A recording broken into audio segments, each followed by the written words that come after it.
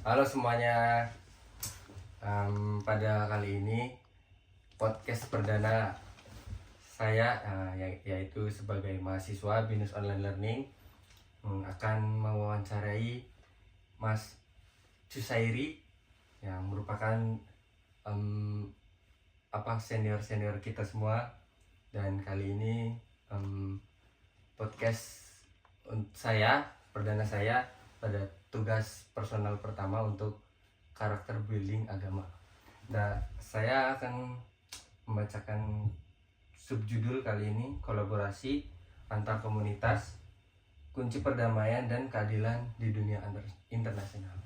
Nah, baik, kita balik ke narasumber. Boleh kenalan dulu, Mas, namanya siapa? Halo semuanya, sebelumnya perkenalkan, nama saya Abdullah Cusairi, bisa dipanggil Cusairi atau Ari juga bisa. Nah, monggo Masnya sudah berapa lama tinggal di Jepang? Mohon maaf.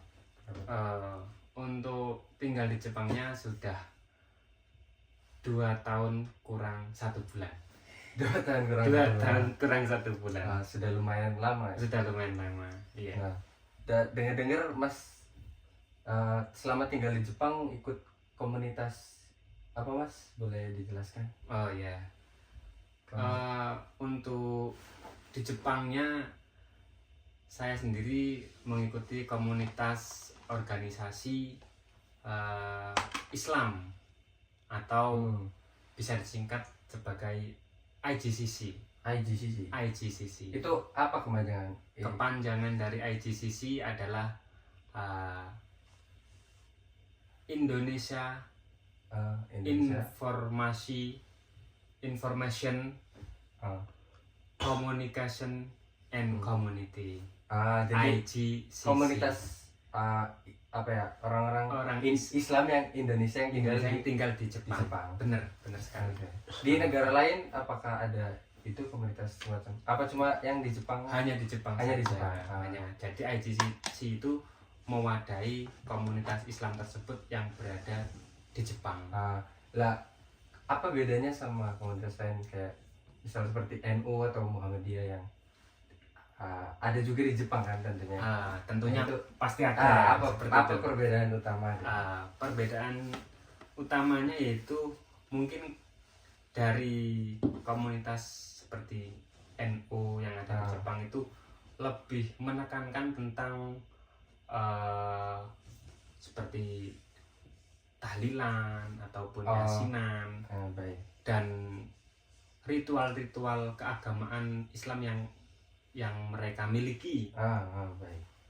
Berarti sangat berbeda dengan IJCC yang punya Mas. Berarti nggak ada kayak tahlilan gitu.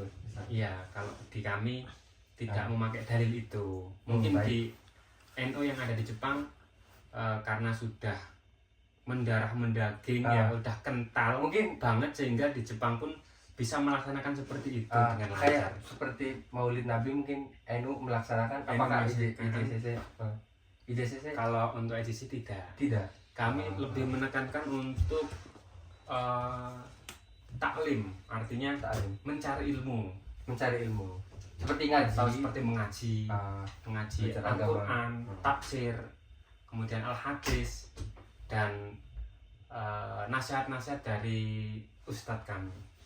Baik. Lalu ngomong-ngomong soal komunitas Islam, tentu melaksanakan adanya ibadah ya. Oh iya. Nah, pastinya. Ibadah. Kita bandingkan jika di Indonesia kan ibadah di Indonesia sangat mudah sekali kan. Seperti banyak masjid di mana-mana, di pinggir jalan. Iya. Apa kendala ketika Mas Cusairi ini beribadah di Jepang itu? Kendalanya mungkin apa?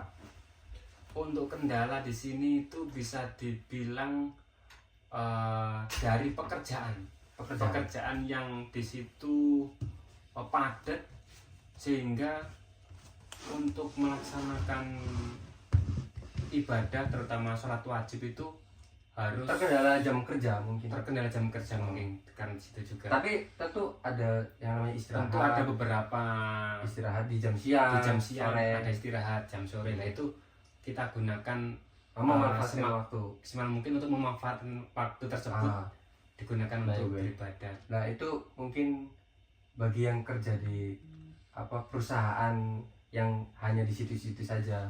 Nah kan kalau ada juga yang beberapa perusahaan yang berpindah-pindah mungkin kerjanya di jalan itu mungkin kerja lapangan gitu ya. Susah.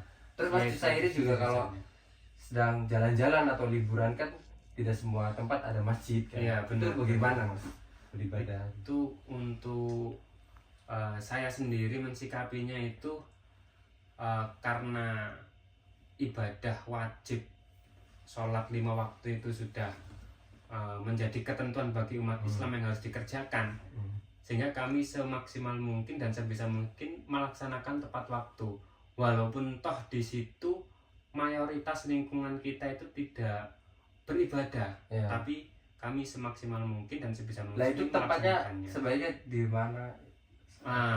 Untuk tempatnya itu saya dan teman-teman yang lain itu mencari tempat yang tidak mengganggu fasilitas umum, seperti di jalan ataupun di itu contohnya di mana, Mas?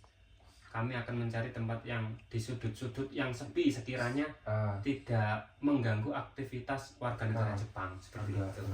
Tapi tentunya orang Jepang ada yang melihat seperti mungkin pernah mengalami kejadian. Pernah bahkan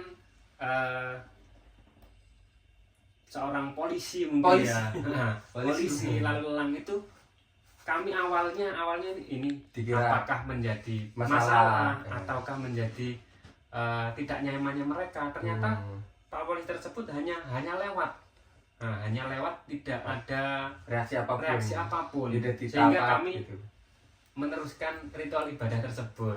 Tapi selama tidak ada teguran dari polisi, kami ya nyaman-nyaman aja. Berarti walaupun yang melihat mungkin orang Indonesia ya merasa bagaimana, ataupun orang Jepang merasa bagaimana, tapi tidak apa-apa berarti Mas. Tidak masalah. Baik, waktu akan habis mungkin ya Mas, kita lanjutkan lagi.